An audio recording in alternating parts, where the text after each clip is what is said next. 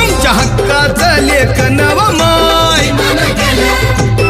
मग कुणी नाही केलं भलं व माय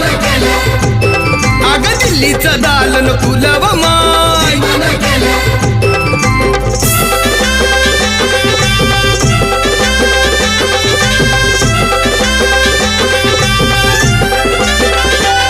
तुमच्या पोरानं शाळेत शिकावं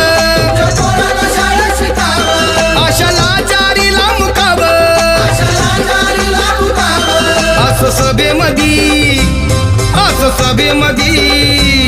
असं सभेमधी भाषण व माय